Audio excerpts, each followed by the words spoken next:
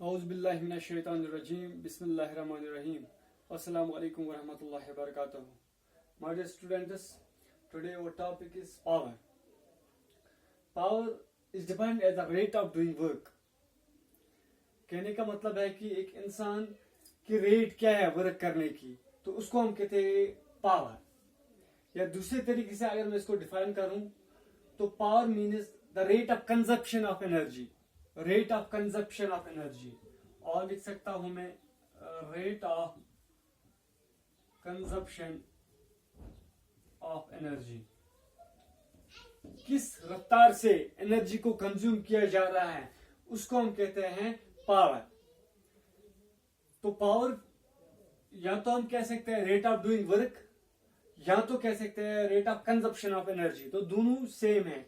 जितनी energy consume हो जाएगी दैट मीन्स उतनी वर्क डन होगी. तो हम इस तरीके से लिख सकते हैं that power is equal to work done, average power is equal to work done by time taken. जिस चीज में ज्यादा एनर्जी कंजप्शन की होगी वो ज्यादा वर्क डन करेगा, दैट मीन्स उसमें ज्यादा पावर है.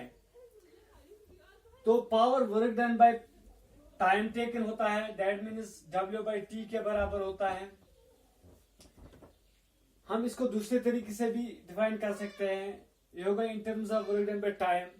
इन terms of force and velocity भी हम इसको डिराइव कर सकते हैं. क्यों? फॉर एग्जाम्पल आप मान लीजिए the rate of doing work, small work, dW is equal to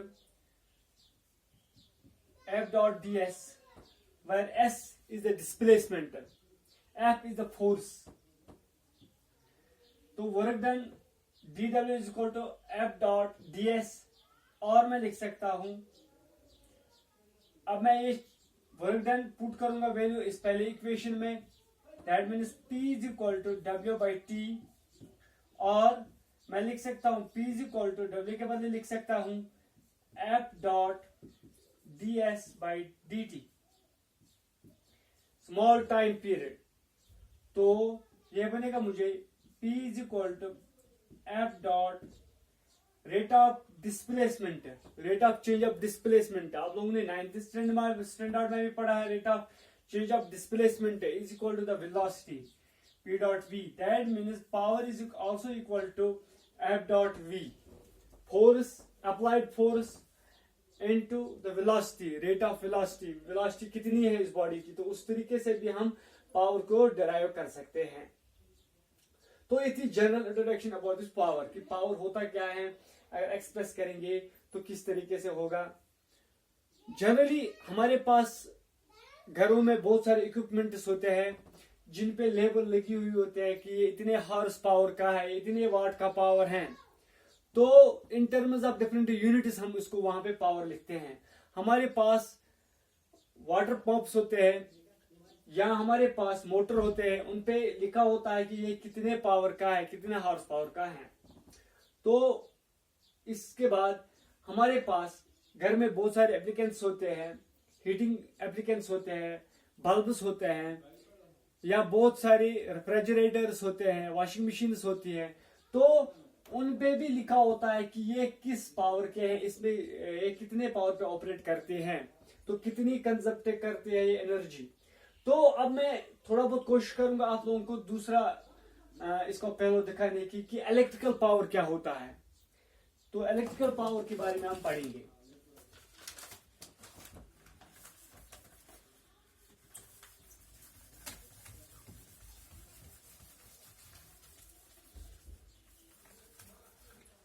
अब जब इलेक्ट्रिकल पावर की बात होती है, that is electrical power. Electrical power simply means the rate of work done by the electrical energy, or the rate of electrical work, short में लिख सकते हो, the rate of electrical work is known as electrical power. और दूसरे तरीके से हम इसको इस तरीके से भी डिफाइन कर सकते हैं, electrical power is simply the rate of consumption of the electricity, rate of consumption of the electricity or electrical energy, rate of consumption of electrical energy. तो यहां पे भी एनर्जी यूज कंज्यूम हो रही है, दैट्स इलेक्ट्रिकल एनर्जी. तो उस वक्त हम कहते हैं इलेक्ट्रिकल पावर को. तो इन शॉर्ट में लिख सकता हूं electrical power is equal to rate of work done or electrical work done, rate of electrical work done divided by total time taken. ये चीज जो है दैट मीन्स यहाँ पे इस तरीके से हम इसको डिफाइन कर सकते हैं. यहाँ पे एनर्जी जो है it is electrical energy, that means the rate of consumption of the electric energy is known as the power, और power is defined as the rate of electrical work, कि एक इक्विपमेंट या एक एप्लीकेंट कितने इस particular time में कितनी work करता है उसको हम कहते हैं पावर उसका. तो दूसरा तरीका जो है rate of consumption of energy, that's electrical energy by time taken, कि कितनी एनर्जी को कंज्यूम करता है एक पर्टिकुलर टाइम पीरियड में, तो उसको हम कह सकते हैं इट इज द पावर. तो ऐसा यूनिट अगर हम बात करेंगे ऐसा यूनिट की, तो ऐसा unit of the power is what. ऐसा यूनिट वाट है. इसके अलावा और भी बहुत सारे बिग यूनिट्स हैं, बिगर यूनिट्स हैं, जहां पे हमें बहुत सारी एनर्जी होती है या जो ज्यादा वर्क होता है, तो उस वक्त हम बिगर यूनिट्स यूज करते हैं. फॉर एग्जाम्पल किलोवाट, kgW, और दूसरे मोटर्स वगैरह में हॉर्स पावर यूज कर सकते हैं. तो इस तरीके से हम बाकी यूनिट्स हैं. जनरली ऐसा यूनिट जो है वाट है. तो अगर हमें एक वाट को डिफाइन करना होगा, what is 1 watt power, it is simply 1 watt power is equal to the consumption of 1 joule of energy per second in 1 second. और हम दूसरे तरीके से लिख सकते हैं 1 watt of power is equal to the work done, 1 joule work done in 1 second, और consumption of 1 joule of energy in 1 second. तो इसको हम कहते हैं 1 watt power. तो उस वक्त हम कहते हैं 1 watt power उस वक्त है जब कोई भी चीज 1 जूल एनर्जी यूज करेगी 1 सेकंड में, तो उसको हम कहते हैं 1 watt power. बिगर यूनिट्स है. 1 वाट जो होता है, 1 किलोवाट जो होता है वो 100 वाट के 1000 वाट के बराबर होता है. तो इस तरीके से बिगर यूनिट्स हैं इसके. उसके बाद अब थोड़ा बहुत इलेक्ट्रिकल पावर जो है इन terms of voltage, that means हम इलेक्ट्रिसिटी की बात कर रहे हैं तो वोल्टेज जहन में आता है, तो करंट जहन में आता है. तो in terms of voltage and current इसको मैं डिराइव करने की कोशिश करूंगा.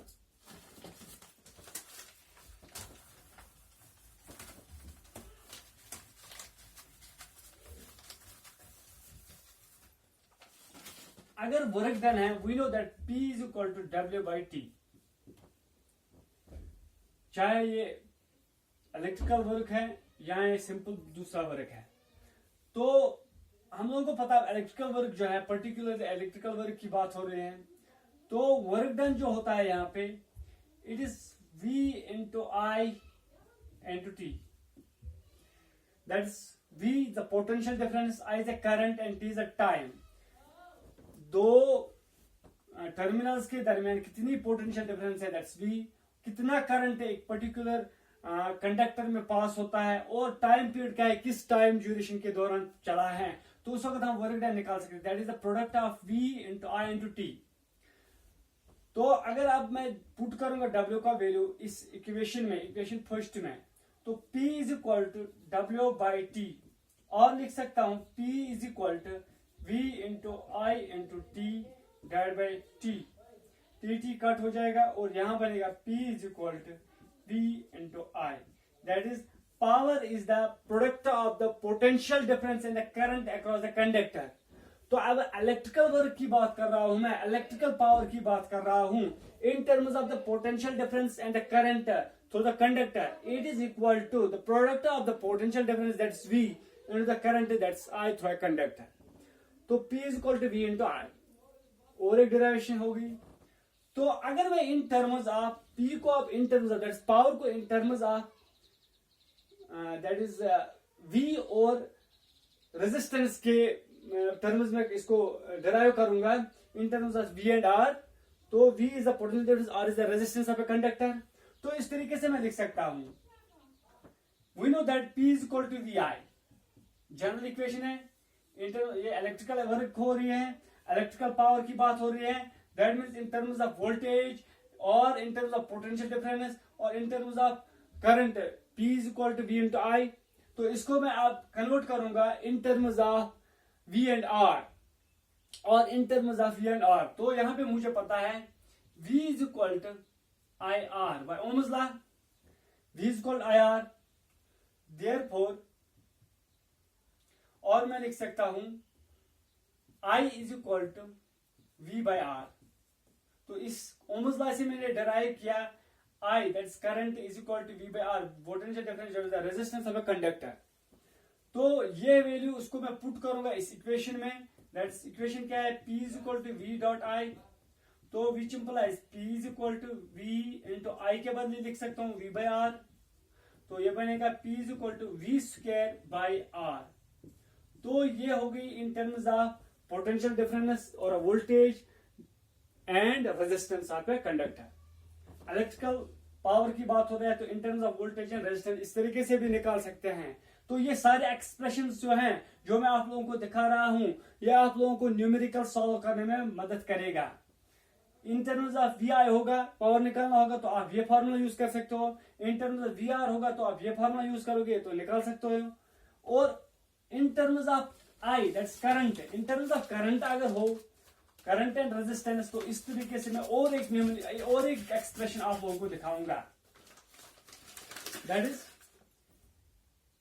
P is equal to V dot I by Ohm's law, V is equal to IR। तो इस Ohm's law से मुझे V का वैल्यू जो है IR के बराबर होता है। तो ये पुट करूंगा इस फर्स्ट इक्वेशन में, तो मुझे P is equal to V dot I और लिख सकता हूं P is equal to V के बदले IR लिख सकता हूं इनटू अपना R जो फार्मूला का है, which implies P is equal to I square R। That means अगर मुझे क्वेश्चन में या न्यूमेरिकल प्रॉब्लम में करंट I और रेजिस्टेंस R दी होगी तो उस वक्त मैं पावर निकाल सकता हूं by using this very expression. तो ये मैंने 4 एक्सप्रेशन आप लोगों को दिखाई, that is P is equal to F dot V, P is equal to I square R, P is equal to V square by R, P is equal to V dot I। तो ये सारे expression, या P is equal to W by T जो standard है इसकी according to definition. तो ये सारी चीजें आप लोग यूज कर सकते हो न्यूमेरिकल प्रॉब्लम में सॉल्व करने में। अब और एक चीज मैं आपको लोगों को समझाने की कोशिश करूंगा, जो हम घर में जो यूज कर रहे हैं बल्ब्स वगैरह, कोई भी एप्लीकेंस हो तो उस पे लिखा होता है कि ये कितने पावर का है, इसमें कितने पावर का वाट है। फॉर एग्जाम्पल बल्ब की ये मैं एग्जाम्पल लेता हूं, हम घर में यूज करते हैं 100 वाट बल्ब और 6 watt bulb, 5 watt bulb, 3 watt bulb. तो इसका मतलब क्या होता है, it means 3 watt means 3 joules of energy is consumed in 1 second। That means अगर हमारे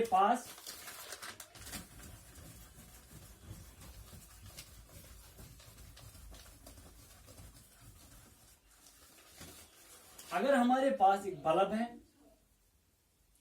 तो उसमें लिखा है it's 100 watt, that means 100 joule of energy is consumed in 1 second of time।